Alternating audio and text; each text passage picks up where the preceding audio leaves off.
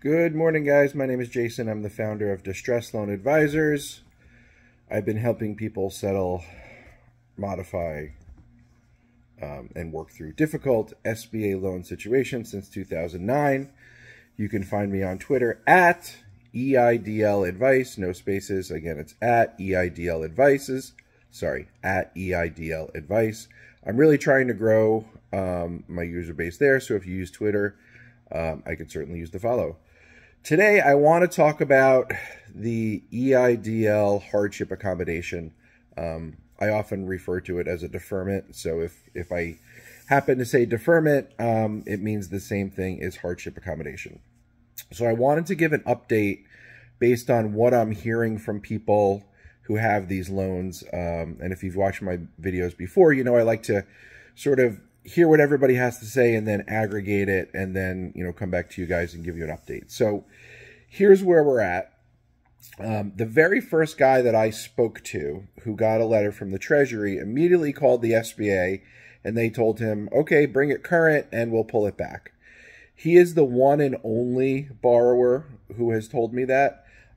Since then, anyone who's tried to call them has gotten stonewalled.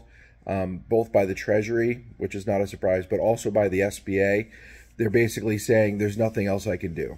And so this just drives home the point that if you are struggling or you're concerned about making your EIDL loan payment, you need to apply for the hardship accommodation as soon as possible. Because once you fall behind, there is a decent chance that at some point they're going to send a demand letter to you, and then they're going to charge it off. It's going to go to the Treasury.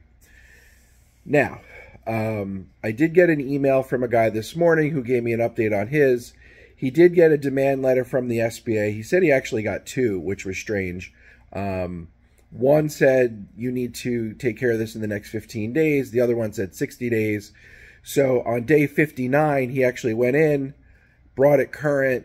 The SBA called him to let him know that they see that it's current and that they were going to make the proper adjustment, essentially take it off of the list of loans that were going to be charged off. So again, the takeaway here is do not let the due date that they give you go by, because once it ends up at Treasury, by and large, I would say 90% of the people that I've spoken to since that first guy have had a lot of trouble getting it taken back from Treasury. So I would take their threats seriously as far as loans being referred to the Treasury. And again, if you're worried about making your payment, go ahead and apply for the deferment. Under $200,000, you can do it right in the portal. You just click a button and it's pretty much automatic. Over $200,000, unfortunately, you do need to contact them, and then they make a manual decision. What else did I want to talk about? As far as a third deferment, it seems like a lot of people have been able to go in at the end of their second deferment of 10%. And if they owed under $200,000, they go in and I guess they amend the payment. It won't let you make the same payment, but it'll let you increase it by, I saw one person said $1, another person said by $5. And when they did that, it automatically approved another 6-month deferment. So the discussion of it, the next one being 50%, it looks like if you owe less than $200,000, you can get away with less. You just have to manually make the adjustment towards the end of your second deferment. A little unclear how soon you can do it. It looks like, say, a month or less in. Any further than that, it's not giving you the option.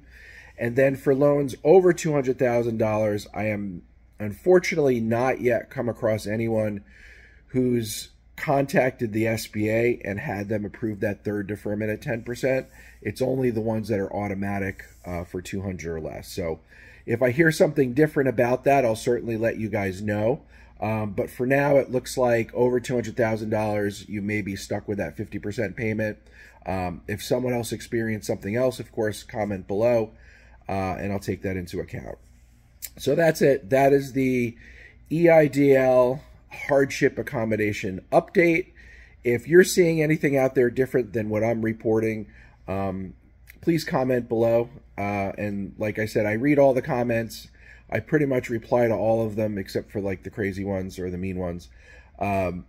And so I'll take that information, and if I see a trend, I'll come right back to you guys and make an announcement. So that's it. Thanks for checking in. We'll see you on the next one. Oh, if you want to book time with me, there's a link below.